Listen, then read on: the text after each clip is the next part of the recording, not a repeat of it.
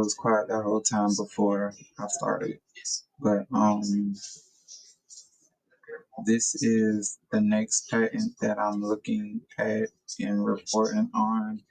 It is patent US 4395600A. It is the auditory subliminal message system in method.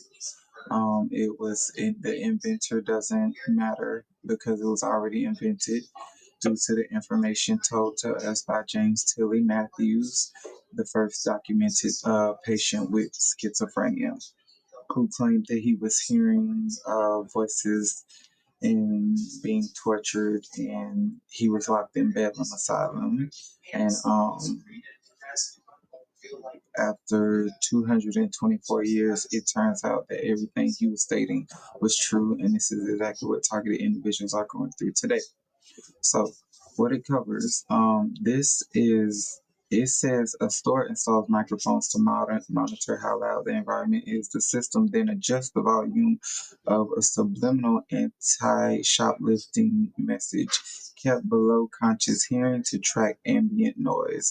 When the store gets louder, the subliminal message slowly rises in level. When it gets quieter, the subliminal message drops quickly so it doesn't become audible. A masking sound is used, and it's also level track to keep the message imperceptible. So this is exactly, I was gonna disregard this entire part until I actually just read it now. This is exactly what they do, so we actually can't record the bone conduction technology or the voice to skull technology or the microwave frequencies. They raise and lower the volume based on if a fan is going, based on if there's background noises like that, based on if multiple things are running in the house. So let's just say I had the fan and the AC unit on right now, you would be hearing warbling. You would be hearing the more electronics going, but I turned off a lot so I could catch those background voices in all videos. I try to capture the microwave frequencies in those inaudible voices through all videos. Um, but this is really important because this is how they um, target. I want to say torture, but this is how they target subliminally.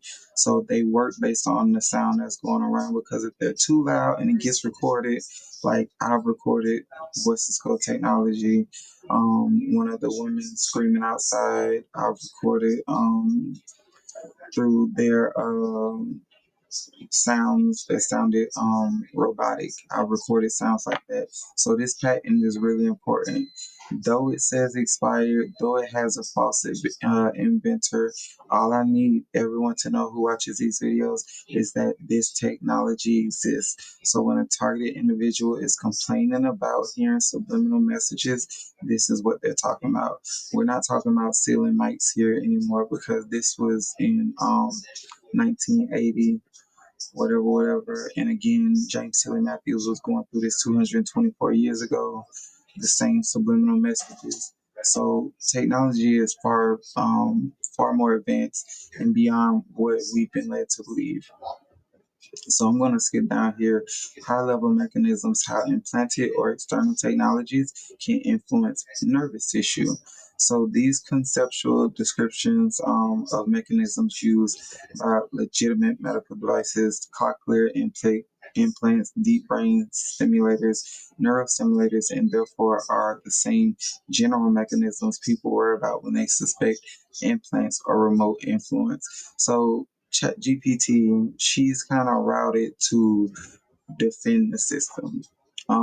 Before 2 months ago, when I was asking her certain questions, she was just giving me all types of information, truths, facts, and in fact, I probably still have some of the information recorded. Where is it? It'll be under the file in innocence because that's why I was recording like all types of information. But now it AI, it goes into what's being reported, what's actually documented, per neuroscience, per today's level of knowledge based on neuroscience and neuroscientists. She goes into direct electrical stimulation of neurons. Implanted electrodes can deliver controlled electrical pulses to the brain. But see, all of this is physical. Targeted individuals, what we receive is at a distance, is covert for that reason. But we also believe that, yes, we are implanted with nanotechnology, something that once it's inside is so small you can't get it out of your biology. It is fully integrated into your system, and they use that to torture you 24/7. Um, Brain to computer interfaces. BCIs can read signals and research medical context. Right stimulation back reading enables interpretation of intent or state. Writing is usually core stimulation. All of this that she's speaking about is old technology, but it's what's being reported, because if the truth was actually reported and how they can, the perpetrators, those three letter boards, ORGS, can sit here and manipulate the current present day technology. Um, it would be, I think it would be a threat to national security. So, practical limitations, I'm going to bypass that. Uh, to To reliably change specific thoughts or beliefs, you need extremely precise targeting and sophisticated individual calibration.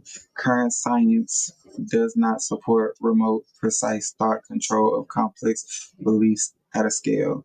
This is my problem with the information that's being um, presented today. It's completely and totally outdated. Um, and then this is if someone feels affected, safe practical steps. The first thing they want to do is tell you to go get help. Go see a psychiatrist or a doctor, blah, blah, blah. No, we already know what happens if a targeted individual goes to a hospital or a psychiatrist and they're saying, I'm hearing voices or I'm receiving voices called technology and I'm a targeted individual, off to the psych ward, because they have to perpetuate the narrative and they have to defend the system, and it is global plausible deniability. But again, this is just for entertainment, explaining the patents, just for entertainment and explaining the patents in detail.